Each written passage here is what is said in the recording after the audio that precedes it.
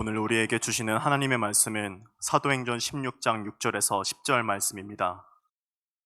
성령이 아시아에서 말씀을 전하지 못하게 하시거늘 그들이 부르기아와 갈라디아 땅으로 다녀가 무시아 앞으로 이르러 비두니아로 가고자 했으되 예수의 영이 허락지 아니하시느니라. 무시아를 지나 드로아로 내려갔는데 밤에 환상이 바울에게 보이니 마게도냐 사람 하나 서서 그에게 청하여 이르되 마게도냐로 건너와서 우리를 도우라 하거늘 바울이 그 환상을 보았을 때 우리가 곧 마게도냐로 떠나기를 힘쓰니 이는 하나님이 저 하나님 사람들에게 복음을 전하라고 우리를 부르신 줄로 인정함이로라.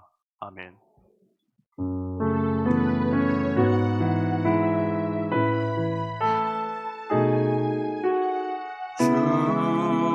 주여 말씀하소서.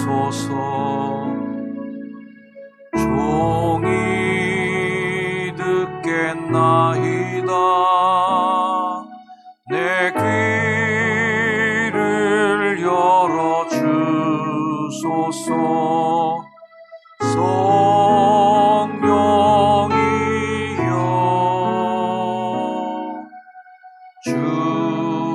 주여 말씀하소서.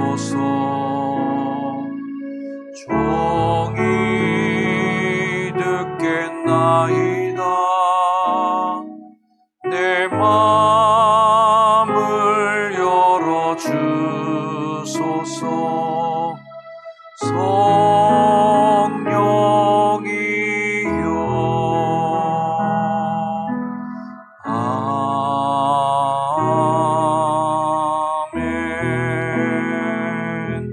아멘. 할렐루야. 우리 함께 고백해 볼까요? 예배할 수 있는 것만으로도 행복합니다. 예배할 수 있는 것만으로도 행복합니다. 아멘이시죠? 네. 예배할 수 있다는 게 이렇게 기쁠지 여러분들이 더 많이 깨닫고 감사하며 오늘 예배의 자리에 참석한 줄로 믿습니다. 가정에서 예배 드리시는 분들, 또 전 세계에서 온라인으로 이 예배에 동참하시는 분 모두에게도 하나님의 임재와 은혜가 있기를 주의 이름으로 축복을 드립니다. 어떤 형태로 이 예배에 참여하고 계시든 간에 예배할 수 있는 것만으로 행복하다는 이 고백이 오늘 이 예배가 하나님의 임재, 하나님의 거룩함을 체험하는 영적인 제사가 되어서 하나님께 올려지기를 또한 간절히 축원을 드립니다. 오늘 설교 제목 인정하겠습니다 라는 제목을 보시는 순간 아마 여러분들이 오늘은 목사님이 이런 얘기를 하시겠구나 라는 설교가 한 10편은 머리에서 지나가실 거예요. 그래서 결론부터 여러분에게 먼저 말씀을 드리고 설교를 시작하자면, 우리의 선택과 관계없이 다가온 이 코로나19 바이러스의 경험을 우리가 현실 그대로 일단 인정하고 앞으로 다가올 변화를 내다보면서 우리 교회가 또 이 자리에 함께한 여러분들이 개인이 어떤 삶의 변화를 선택할지를 생각해보는 시간이 되기를 바라면서 오늘 말씀을 준비했습니다. 방금 말씀드렸다시피 또 오늘 칼럼에도 제가 글을 썼지만 코로나19 사태는 원치 않던 원하든 간에 우리들의 삶의 변화를 가져올 것이 분명합니다. 모든 학자들이 다 똑같이 평가하기는 한 가지 공통된 이야기, 통일된 이야기는 절대 인류는 코로나19 이전으로 돌아갈 수 없다라는 겁니다. 수많은 변화가 우리 앞에 앞으로 펼쳐질 것입니다. 마치 오늘 성경 본문에서 바울이 경험하는 그 기분을 우리가 요즘에 경험하고 있습니다. 본인이 원치 않았는데 이상하게 어디로 끌려가는 기분 있지 않습니까? 아시아로 가고 싶은데 왠지 마게도냐로 끌려가는 그 기분. 자꾸만 아시아의 선교길이 막혀나가는, 그럴 때에 그를 인도하여내고 그 바울의 선교의 탈출구를 만들어 가셨던 하나님의 환상. 자, 이런 일들이 어쩔 수 없이 바울의 선교 방향을 바꿔내는 변화의 요인이 된 것처럼 우리가 닥쳐 왔고 또 우리가 한복판에 있는 코로나19라는 이 사태는 우리를 어느 방향으로인가 끌고 갈 것이에요. 그러면서 우리가 이런 사태 속에서 한복판에서 인정해야 될 것은 함께 한번 읽어보기 원합니다. 자, 우리 배우 흉내를 내시면서 하나님은 다 계획이 있으시구나. 시작. 하나님은 다 계획이 있으시구나. 이걸 인정하자는 거죠. 하나님은 다 계획이 있으시구나. 우리는 이런 말씀을 많이 듣고 외우기도 했습니다. 잠언 16장 9절, 사람이 마음으로 자기의 길을 계획해도 결국 그 걸음을 인도하여 내시는 이는 여호와시니라. 아멘. 이 잠언 16장 9절인데 공교롭게도 오늘 사도행전 16장 9절 말씀에 어떤 말씀이 있는지 아십니까? 자, 16장 9절 말씀 여러분 같이 읽어주세요. 시작. 밤에 환상이 바울에게 보이니 마게도냐 사람 하나가 서서 그에게 청하여 이르되 마게도냐로 건너와서 우리를 도우라 하거늘. 잠언 16장 9절에 이 말씀이 있고 사도행전 16장 9절에 이 말씀이 있어서 이게 짝이 딱 맞는다고 얘기하면 제가 또 인간이 되는 거예요. 그렇게 받아들이지 마시고 저는 좀 신기하게 봤어요. 야, 이거 어떻게 16장 9절인데 비슷한 말씀이 거기 있구나. 마게도냐 사람이 하나님의 길이죠. 사람은 계획해요. 이렇게 해야지 저렇게 해야지. 아시아가 내 길 계획이고 내 모든 작전인데 하나님은 그 길을 인도하시는 방향이 있다는 겁니다. 자신의 계획과는 전혀 상관없이 툭 튀어나온 그 이름 마게도냐, 바로 이 마게도냐가 부르는 상황이 온 것인데요. 그럴 때 우리가 해야 될 일이 뭐겠어요? 오늘 성경 마지막 구절을 읽은 것처럼 인정함이로라. 할렐루야. 네, 인정할 수밖에. 자, 여러분 한번 가슴에 손을 대고 시작. 인정할 수밖에. 네, 끄덕끄덕. 네. 인정할 수밖에 없어요. 이거 반항하면 피곤해지시기도 하고요. 이거 반항하면서 버티면요, 인생 엄청나게 손해나는 일이 발생하는 겁니다. 빨리 인정하고 빨리 그 길에 들어서고 빨리 방향을 정하고 가는 것이 그게 신앙에 남는 일이에요. 아멘? 많은 간증 들었습니다. 저도 어렸을 때 부흥회 다니면서 많은 간증 들으면서 간증에 비슷한 패턴이 있어요. 꼭 어디론가 도망가셨대. 말을 안 듣고 뭔가를 하셨다는 거예요. 그러다 꼭 무슨 일이 있어요? 두들겨 맞았대. 병이 걸렸던, 사업이 망했던. 그러다 또 어떻게 해요? 천부에 의지 없어서 손 들고 오셨대요. 하나님이 쓰셨다는 거예요. 이 패턴이 있는 거예요. 저는 어렸을 때 그 간증 같은 거 들으면서 생각했어요. 안 맞고 하면 안 되나 좀. 안 맞고 하면. 저는 다행히 그래도 순종을 잘했는지 크게 두들겨 맞지는 않은 것 같아요. 옆에 분에게 한번 인사해 주길 바랍니다. 맞기 전에 정신 차리자. 맞기 전에 정신 차리자. 우리가 인정해야 돼요. 아, 하나님이 다 계획이 있으시구나. 그 길을 따라가야 되는구나. 빨리 인정할수록 덜 맞고요. 빨리 인정할수록 그 길을 빨리 갈 수가 있는 줄 믿습니다. 하나님의 큰 그림을 인정하는 거죠. 지금 뭔지 몰라. 하나님의 그 큰 그림이 어디로 가고 있는지를 알 수가 없어요. 하나님의 세계 역사를 막 움직여 가시는 그 역사를 우리가 그 현재 한복판에서 이해가 안 되는 거죠. 로마의 치하에서 1세기 기독교인들이 그렇게 핍박을 받고 형장이 이슬로 사라져 가는데 이해가 됐겠어요? 아, 이 마귀 같은 이 로마를 어떻게 하나님 이런 나라를 만들어내 갖고 어떻게 하다 이 괴물 국가 전 세계를 다 차지하고 앉아있는 이 로마가 우리를 이렇게 핍박하고 괴롭히니 하나님이 도대체 이런 나라를 왜 만들어 놨는가 도대체. 근데 한 방에 그 나라가 기독교를 공인하게 되고 헬라어 문화권에 있는 수많은 국가로 기독교가 한 방에 퍼질지 세상에 누가 알았겠어요? 그 현실 속에서 카타콤베에서 형장의 이슬로 사라져갔던 기독교인들은 그 하나님의 큰 그림을 이해하지 못한 채 죽었어요. 하지만 우리는 알아요. 야, 하나님은 정말 큰 그림을 그리고 계셨구나. 이 로마의 제국을 이용하시는구나. 정말 빅피처가 있으시구나. 강에서 열심히 노를 젓고 있는 사람은 이 강이 어디로 흘러가는지 알 수 없어요. 이 강의 끝에 더 넓은 호수가 나올지, 아니면 어쩌면 이 강 끝에 이구아수 폭포나든지 이런 절벽 폭포가 있어서 뚝 떨어져서 큰 일을 만나게 될지 알 수 없지만, 지금 우리가 할 수 있는 일은 최선을 다해서 우리가 노를 젓고 있는 거예요. 그러면서 우리가 인정하는 거죠. 하나님의 계획이 있으시겠구나. 아멘. 그거 믿고 가는 거예요.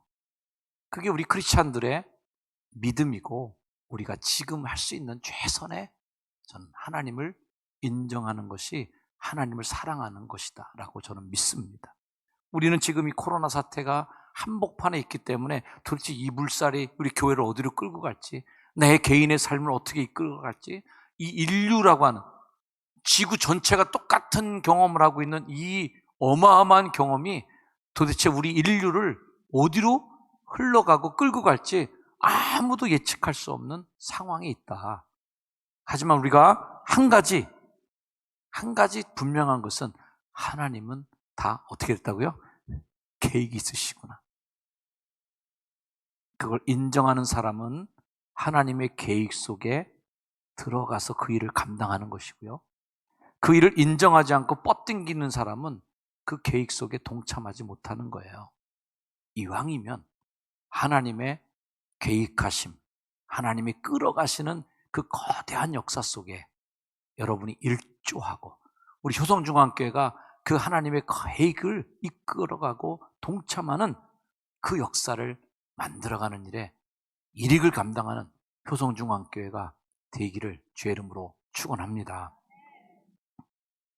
자주 강조하는 것처럼 터진 일은 빨리 받아들이는 거죠. 그리고 이 일을 통해서 하나님이 열어가실 계획, 그 길을 우리도 함께 보고 싶은 거예요. 하나님 이쪽을 보시고 계신지 이쪽을 보고 계신지 빨리 보고 하나님의 눈길을 닿는 곳에 나도 같이 그 길에 눈길을 닿을 때 우리는 하나님의 선한 도구로 쓰임 받는 것이고, 하나님 이쪽을 계속 보고 계신데 나는 저기만 바라보고 있으면 결국 하나님의 역사에 동참할 수 없어요. 하나님의 눈은 이미 유럽을 보고 계시잖아요. 유럽 땅을 보시면서 저기가 내 일을 만들어갈 사람들이 살고 있구나 보고 계신데, 바울은 아직도 아시아만 보고 있는 중에 있어요. 빨리 하나님의 꿈을 같이 꿔야 될 텐데 그 꿈을 같이 꾸고 있지 못해요. 자, 베드로 같은 경우에도 하나님의 꿈을 가지셨거든요. 온 인류를 구원하시기 위한 하나님의 비전이 이미 가슴이 막 터지셔갖고 온 백성을 사랑하고 싶은 마음으로 끌어안고 싶으신데, 베드로는 아직도 보자기에 쌓아서 하늘에서 내려온 음식 못 먹겠다고 버티고 있는 거거든요. 부정한 건 안 먹습니다. 나 어렸을 때 이런 거 먹어본 적 없어요. 우리 동네 풍습은 이거 안 먹습니다. 전례가 안 먹는 겁니다. 한 번도 나 이거 해본 적 없는 일입니다 하고 계속 거부하는 거예요. 결국 하나님의 뜻에 굴복했지만 여전히 베드로는 사실 유대인의 프레임, 율법 프레임에 갇혀갖고 더 이상 벗어나지 못했습니다. 그래서 예수님의 제자가 기라성 같은 제자들이 모였었던 예루살렘 교회가 찻잔 속의 태풍으로 끝나버리는 교회가 되고 말았어요. 그리고 세계 선교의 바톤이 안디옥교로 넘어가고 예수님의 직계 제자들도 하지 못했던 세계 선교, 하나님의 그 부푼 꿈을 이루어드린 사람이 누굴까? 하나님의 뜻, 하나님의 방향을 인정했던 바울이 그 뜻을 받아서 세계 선교를 감당하는 위대한 사도가 된 겁니다. 베드로도 열심히 목회했기 때문에 그를 죄인으로 보지 않습니다. 유대인들을 위해서 열심히 사역했던 예수님의 제자들 범죄자 취급하면 절대 안 됩니다. 하지만 하나님이 더 효율적으로 쓰고 싶었던 그 사람, 하나님이 더 그 부푼 꿈을 너를 통해서 이루고 싶다고 할 때 그걸 받아들이고 하나님의 뜻을 인정했어야 되는데 결국은 인정하지 못하고 자기 안에 갇혀서 끝까지 버텼던, 저는 그게 안타까운 거죠.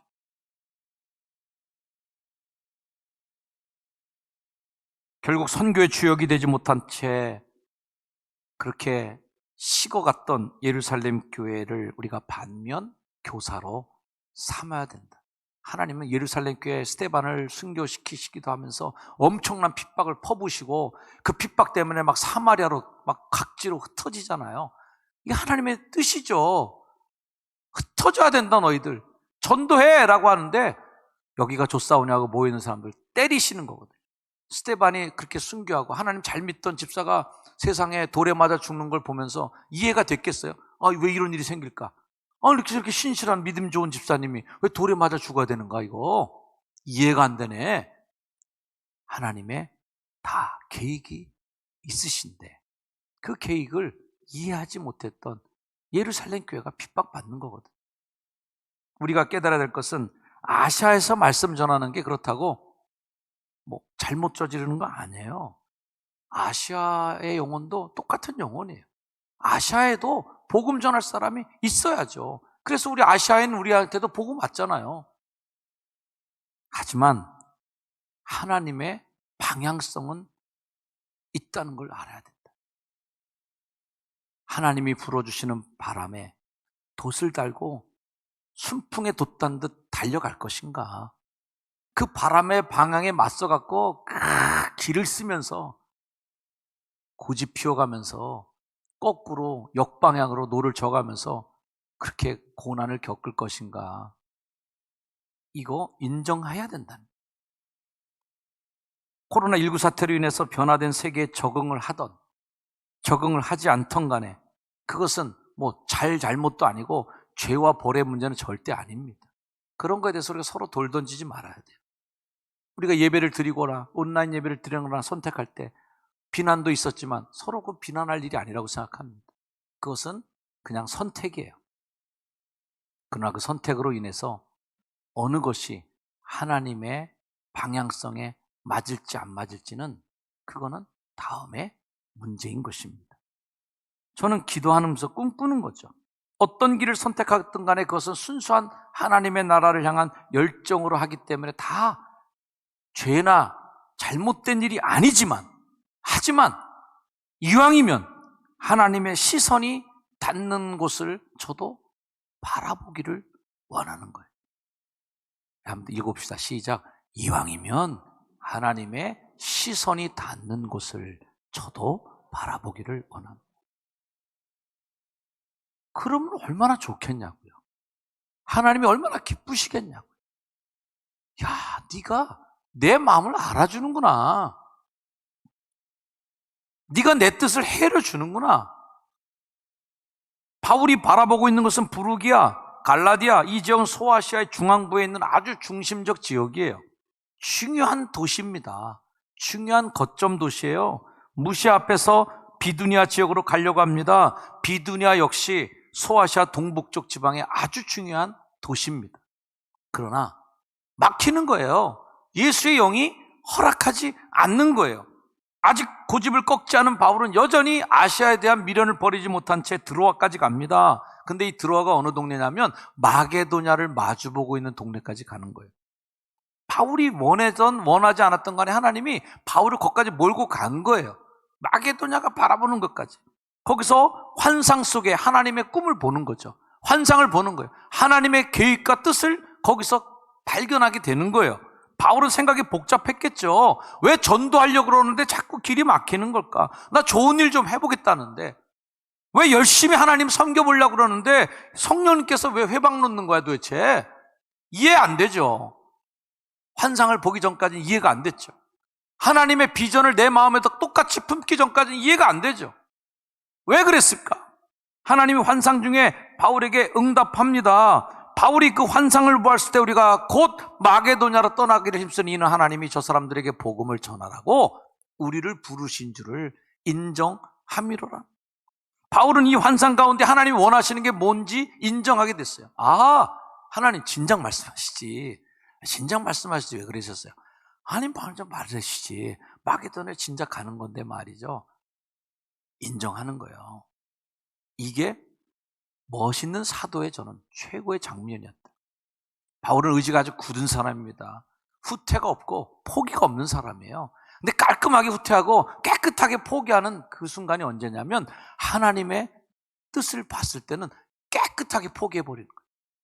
그리고 방향을 바꾸고 아시아 행 배편 티켓을 유럽행 티켓으로 바꿔버리는 것입니다. 즉시로 마게도냐로 방향을 바꿔서 떠날 준비를 하는데 이 아시아행 티켓하고 유럽형 티켓 바꾼 거 아주 작은 차이예요. 정말 미묘한 순간의 그 차이가 세계의 역사를 바꾼 사건이 될 줄 누가 알았겠어요?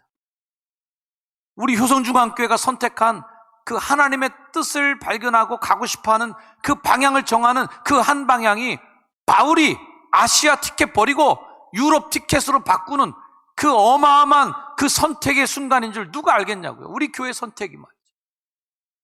지난 2월의 마지막 주일 우리 교인들이 반도 못 나왔던 그 서늘한 예배 시간을 잊을 수가 없어요. 아, 이거 뭐지? 교회가 이제 망하는 건가? 그 믿음 좋던 장로님, 권사님들 다 어디로 간 거야? 교회도 안 오네? 그때 제가 선택해야 됐어요. 아시아 티켓을 쓸 것인가, 유럽 티켓 쓸 것인가 저도 고민했다고요. 아니, 믿음 있다고 하면서 말이죠. 권사들이 바이러스 그까짓 거 하나 때문에 예배도 안 나고 교회도 안 나고 정말 다 관두셔. 그럼 관둬. 나 혼자 예배 여기서 죽더라 여기서 나 죽더라 여기서 드리고 나 여기 쓰러질 테니까 알아서들 하시라고. 이러고선 행동을 취할까? 그런 마음이 제가 솔직히 없었던 건 아니에요. 이제 와서 하는 얘기지만 저 뒷끝 있어요. 그때 안 나왔던 분들 기억 다 하고 있습니다. 어떻게 선택해야 되지? 성도님들, 안전하게 가정에서 예배하십시오. 제가 여기서 예배하고, 그래서 초창기에 영상 송출하려고 얼마나 버벅거리고 헤맸어요. 말도 안 되는 핸드폰 놓고 영상 예배 봤어요, 그때. 핸드폰으로. 그러면서 새벽 기도도 그냥 버벅거리면서 하여튼간에 이런 변화가 우리에게 다가온 거에 대해서 투덜투덜 대면서도 그 방향으로 장하고 왔어요, 여기까지. 이 방향이 잘했는지 못했는지는 아직도 저는 잘 모르겠어요. 언젠간 역사가 또 평가해 주겠죠. 그때 바울이 아시아 티켓을 버린 게 잘한 건지, 유럽 티켓을 산 일이 잘 된 건지 안 된 건지는 후대의 역사를 보면서 하나님이 다 계획이 있으셨구나라고 또 말할 수 있겠죠.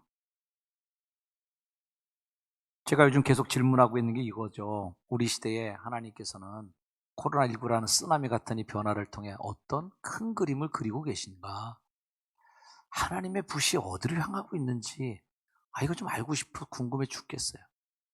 기도하고 묻는 거죠. 하나님, 지금 어느 방향이에요, 지금? 하나님이 지금 바라보고 계신 곳이 어느 쪽이에요? 혹여나의 정현수 목사가, 혹여나 우리 효성중앙교회가, 혹여나 우리 한국교회와 한국감리교회가 하나님 아시아처럼 계속 보고 계신데 자꾸 유럽 보고 계신데 우리 아시아에 너무 목매고 있는 거 아니에요, 하나님?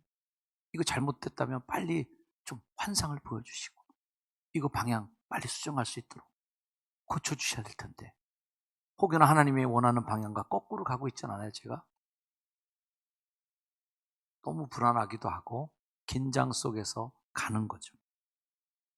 많은 사람들이 이 현상들을 예측하고 또 평가해보고 있습니다. 옥성득 교수라고 미국에 있는 UCLA 교회사를 가르치시는 교수님께서 8개의 8탈을 이렇게 본인이 나름대로 코로나 바이러스 이후에 세계가 탈모모 8개를 벗어날 것이다. 뭐 이런 예측을 했는데 재미있게 그냥 제가 읽었습니다. 심각한 학문적인 심오한 것은 아니지만 고개를 끄덕이게 만들었던 몇 가지가 있어요. 첫째가 탈오리엔탈리즘 뭐 이런 얘기를 하시더라고요. 그전까지는 서구 선진국이 우리의 표준이었어요. 우리가 정말 주눅들 정도로 열등감 느끼는 나라들이 어느 나라예요? 뭐 프랑스, 이탈리아, 뭐 독일 뭐 이런 나라들 얼마나 기죽습니까? 선진국, 유럽의 문명. 근데 이번에 코로나 바이러스를 겪고 나니까 우리나라가 너무 대단하게 보이는 거예요. 맨날 우리나라는 약간 저급하게 느꼈던 열등감이 우리에게 조금 있었는데 이번에 코로나 하는 걸 보니까 우리나라가 제일 잘하는 것 같아. 이러면서 뿌듯해지는 거예요. 그러면서 서구 선진국들의 그 신화들이 무너지는 거예요. 도대체 영국은 도대체 뭐 하는 거야? 프랑스는 왜 저래? 이탈리아는 왜 저래? 스페인은 왜 저래? 라고 하는 이런, 그러면서 우리 한국의 어떤 방법, 한국이 취했던 코로나 바이러스의 대처 방법이 어떻게 보면 전 세계에서 가장 프로하는 모델, 국민들을 최대 통제하지 않으면서도 극복해 나가는 모델이 된 거예요. 뭐 이런 기적 같은 일이 우리나라에 일어나게 됐고 미국의 주지사가 제발 좀 우리 진단키트 좀 달라고 그러면서 한국말로 감사합니다 하고 인사를 하게 만드는 이런 현상들이 생기는 어마어마한 변화들이 확 벌어진 거예요. 두 번째는 탈미국 중심주의 이런 거죠. 미국이 모든 세계 중심인 줄 알았는데 그게 아니게 된 거를 우리가 보게 되는 거예요. 통제가 안 돼. 방역이 안 돼.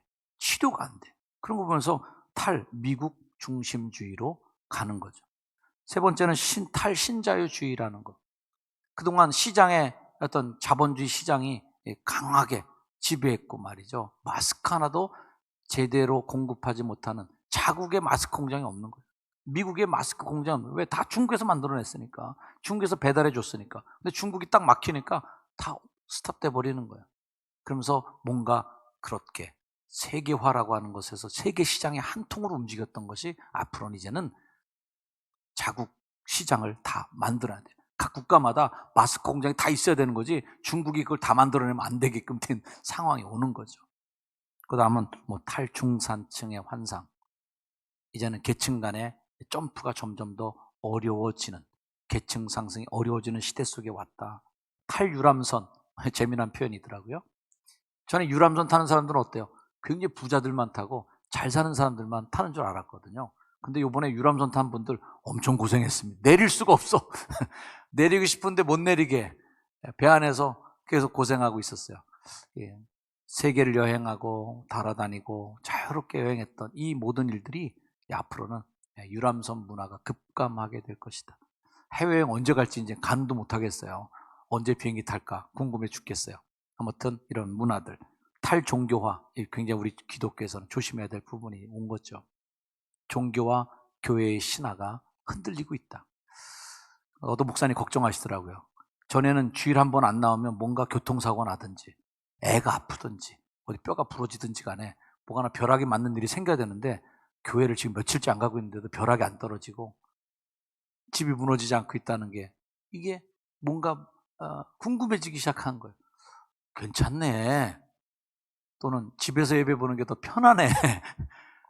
아무 문제 안 생기는구나 이거. 이런 종교적인 자극들이 오는 거예요. 실제로 이젠 기독교가 정말 본질적으로 가지 않으면, 그 거품의 문화가 사라지지 않으면 앞으로 한국교회 성장 신화가 멈출 것이다. 탈실버 문화, 안락한 노후 신화가 붕괴되는 현상들. 특히 이탈리아 같은 나라들 어르신들이 더 죽어서 오히려 더 약해. 그래서 노후가 편안하고 안락하게 행복하게 오래오래 살았더래요. 이게 안 될 가능성이 높은 불안감이 오는 거예요. 탈의료직.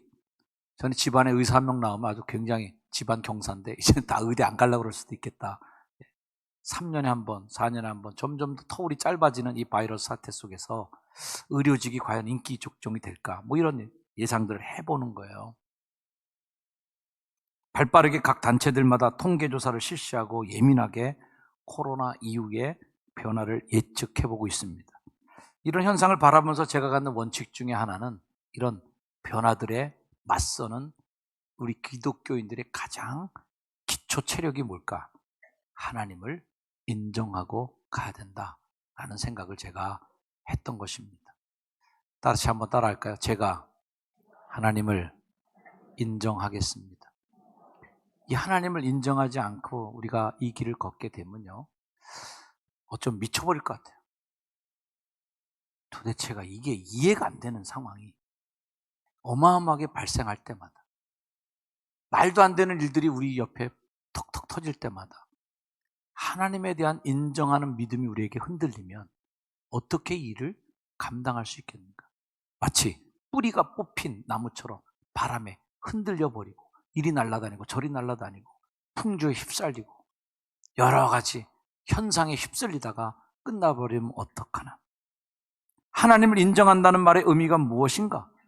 인류가 일으켜온 찬란한 문명, 세계화라는 이름하에 그동안 누려왔던 인간의 교만, 탐욕스럽게 자연을 착취했던 우리들의 욕심을 반성하면서 내려놓겠다는 고백이 하나님을 인정합니다라는 고백에 담겨 있습니다.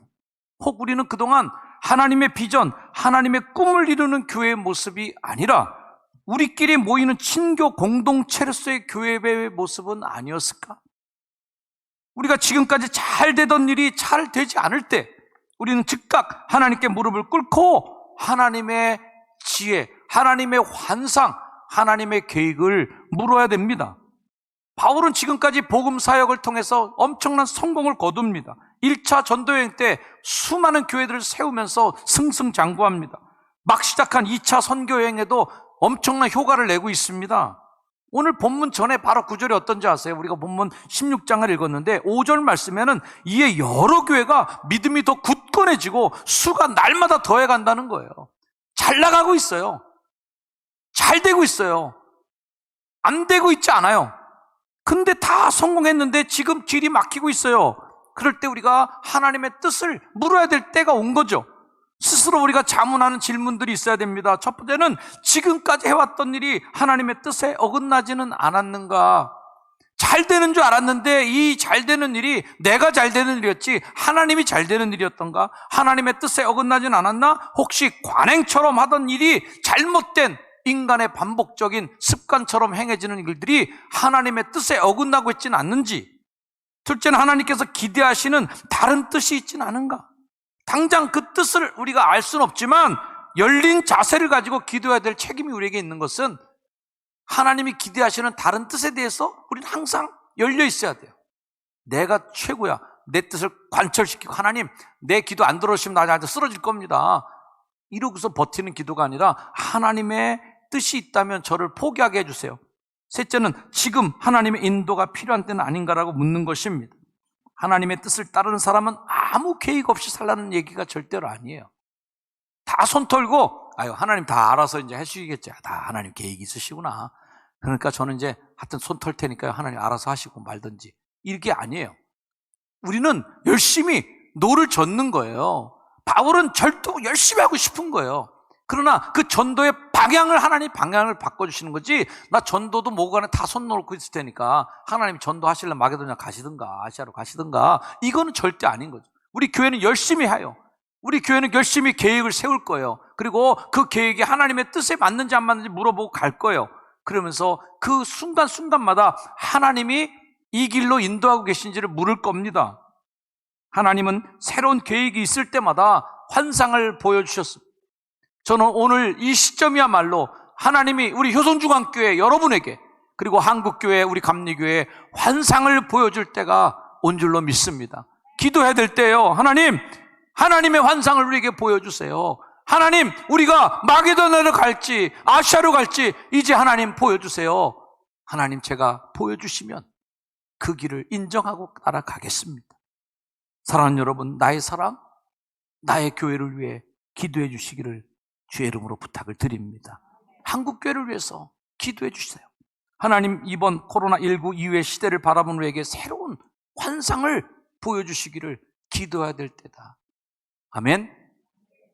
우리에게 닥쳐온 오늘의 현실을 직시합시다. 그리고 현실을 인정합시다. 아, 우리가 이런 바이러스에 못 모이는 일이 우리 교회에도 생길 수 있구나. 그리고 우리는 모두가 바이러스에 두려움을 갖고 있구나. 우리 인간은 연약하구나. 우리는 한계가 있구나. 인정하고 그럼 하나님 이제 어떻게 할까요? 현실을 역전시키시는 하나님의 역사하심을 우리가 맛보기를 원합니다. 모든 하나님의 백성이 하나님이 보여주신 비전을 쫓고 그 하나님의 비전을 쫓아서 하나님의 나라를 만들어가는 그 거룩한 역사에 동참하는 저와 여러분이 되기를 주의 이름으로 축원합니다.